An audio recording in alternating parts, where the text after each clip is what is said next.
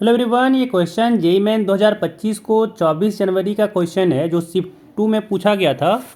Question कह रहा है कि consider an event E such that a matrix of order 2x2 is invertible with entries 0 और 1, then probability of event E is. तो यहाँ पे जो बोला गया है कि मैट्रिक्स यहाँ पे इन्वर्टिबल है। तो मैट्रिक्स इन्वर्टिबल कब होता है? मान लें अगर कोई मैट्रिक्स ए है जो कहा जा रहा है कि 2x2 का है, तो मान लेते हैं भाई ये 2x2 मैट्रिक्स है। अब इस मैट्रिक्स को हम लोग इन्वर्टिबल तभी ना कह सकते हैं कि जब इसका डिटर्मिनांट जो हो वो नॉट इक्वल टू 0 हो, क्योंकि डिटर्मिनांट अगर 0 आ गया तो वैसे मैट्रिक्स को हम लोग इन्वर्टिबल कहेंगे ही नहीं, है ना। हम लोग को बस ये सोचना है कि डिटर्मिनांट कैसे भी करके यहाँ पे 0 नहीं आना चाहिए। अब हम लोग को दिया गया था कि जो इसका एंट्रीज है वो 0 और 1 है, ठीक है। तो पहला कंडीशन अगर मैट्रिक्स को हम लोग चुने जो डिटर्मिनांट निकालना है तो 0 कैसे नहीं आएगा, है ना। तो यहाँ पे 1 रख सकते हैं एंड यहाँ पे 1 रख सकते हैं, क्योंकि 1 यहाँ पे रखें और यहाँ 0 रख दिए तो 1 × 0 0 हो जाएगा। तो यहाँ पे 1 रखें, यहाँ पे 1 रखें, तो यहाँ पे क्योंकि अगर देखा जाए तो डिटर्मिनांट कैसे होता है, this into this minus this into this. अगर हम लोग इसका एलिमेंट को हम लोग मान लें कि ए बी सी डी है, मान लेते हैं कि ये ए बी सी डी है, तो यहाँ पे डिटर्मिनांट क्या आता है, A D minus B C. यानी ए डी का मल्टीप्लिकेशन अगर यहाँ पे देखें तो 1 होना चाहिए, या फिर बी सी का मल्टीप्लिकेशन 1 होना चाहिए, है ना। तो यहाँ पे क्या हो गया, यहाँ पे अगर देखें तो यहाँ पे 1 × 1 आ गया। अब ऐसे में मल्टीप्लिकेशन 1 आ गया है ना, इन दोनों का मल्टीप्लिकेशन 1 आ गया है। अब इन दोनों का मल्टीप्लिकेशन जो होगा वो 0 ही आना चाहिए, क्योंकि अगर 1 आ गया तो 1 - 1 0 बना देगा, है ना।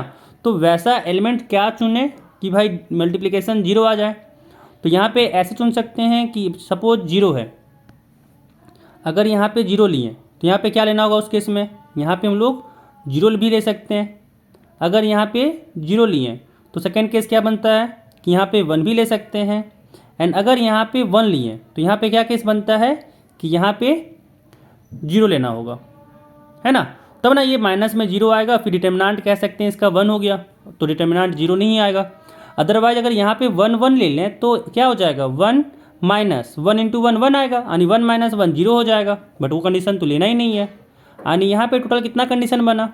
इसके लिए हम लोग को यहाँ पे जो कंडीशन बना टोटल वहाँ ये 3 है, एक 0 0 के साथ, एक 0 1 के साथ, एक 1 0 के साथ। तो टोटल यहाँ पे 3 है।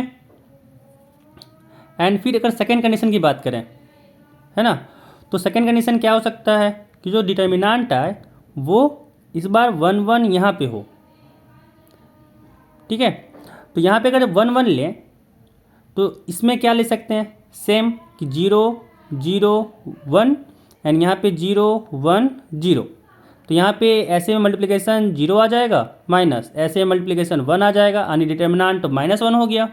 एंड इस केस में नंबर ऑफ चॉइस कितना होगा हम लोग के पास, टोटल यहाँ पे 3 चॉइस है। अब हम लोग कहा जा रहा है कि प्रोबेबिलिटी निकालना है ना, तो यहाँ पे इवेंट ई के पास कितना एलिमेंट हो जाएगा, तो 3 एलिमेंट यहाँ पे है एंड 3 एलिमेंट यहाँ पे है। तो टोटल हम लोग के पास टोटल ई के पास कितना है, तो यहाँ पे अगर ई के पास एलिमेंट की बात किया जाए तो यहाँ पे 6 है। एंड अगर टोटल बात किया जाए तो टोटल कितना होगा, टोटल यहाँ पे बात करें तो यहाँ पे 0 और 1 2 चॉइस है एंड टोटल यहाँ पे 4 एलिमेंट के लिए है, यानी सबके पास 2 2 चॉइस होगा। यानी टोटल जो एलिमेंट आएगा सैम्पल स्पेस में वो ए के पास 2 चॉइस इंटू बी के पास 2 चॉइस इंटू सी के पास 2 चॉइस इंटू डी के पास भी 2 चॉइस। तो टोटल एलिमेंट यहाँ पे 16 आ गया, यानी 16 मैट्रिक्स होगा जो 0 और 1 से बनेगा, यानी यहाँ पे NS = हो गया 16। तो बट हम लोग को चाहिए प्रोबेबिलिटी ऑफ इवेंट ई, तो क्या हो जाएगा फॉर्मूला, NE/NS। NE 6 है, NS 16 है, तो ये 3 से ये 8 से कटा और आ गया यहाँ पे 3/8। तो जो हम लोग को यहाँ पे आएगा प्रोबेबिलिटी वो हो जाएगा 3/8।